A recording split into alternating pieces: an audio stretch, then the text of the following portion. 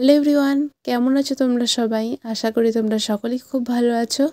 তো অনেক দিন আগে মা বাবা মায়াপুর থেকে এই ক্ষীরের ভাতটা এনেছিল।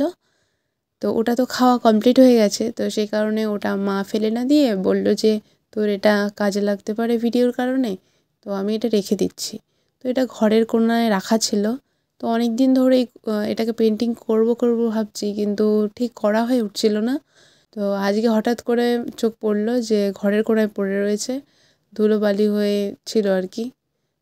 ধুলোবালি পড়েছিল, একটু নোংরা হয়েছিল। তো ওটাকে আমি ঘষা মাজা করে পরিষ্কার করে নিয়ে তবে এটাকে পেন্টিং করতে বসেছি। আসলে কোনো ব্যবহার করা জিনিসকে না পুনরায় আবার ব্যবহারযোগ্য করে তোলা ব্যাপারটা আমার পার্সোনালি ভীষণই ভালো লাগে। তো তোমাদের কেমন লাগে তোমরা অবশ্যই জানিও।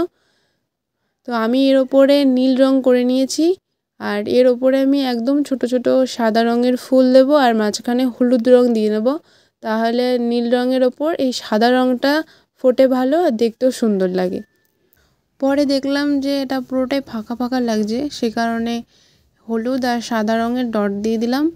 আর মুখটাও ফাঁকা ফাঁকা লাগছিলো, ওই জন্য আমি নিজের ইচ্ছে মতো একটা ডিজাইন করে নিয়েছি। সবুজ রঙের ডালের মতো দিয়ে দিয়েছি, দিলে ওটা একটু ভালো লাগছে দেখতে দেখলাম, তো সে কারণে দিয়ে দিয়েছি। তবে ফুলফিল হলো আর কি। আর এর মধ্যে আমি কিছুটা মাটি ভরে নেব আর ছোট ছোট গাছ লাগিয়ে নেব। সত্যি কথা বলতে মায়াপুরে এই ক্ষীরটা এত পরিমাণে মিষ্টি না, আমার পার্সোনালি সেরকম খুব একটা ভালো লাগে না। তো আমার বাড়িতে মা বাবা দাদা প্রত্যেকেই খুব ভালোবাসে এটা। তো তোমরা কারা কারা এটা খেতে ভালোবাসো তোমরা কমেন্ট বক্সে অবশ্যই জানিও। আর আমার আজকের এই ভিডিওটা তোমাদের কেমন লাগলো সেটাও তোমরা অবশ্যই কমেন্ট বক্সে জানিও। দেখা হচ্ছে অন্য কোনো দিন অন্য কোনো পেন্টিং ভিডিও নিয়ে। ভালো থেকো, সুস্থ থেকো, টাটা।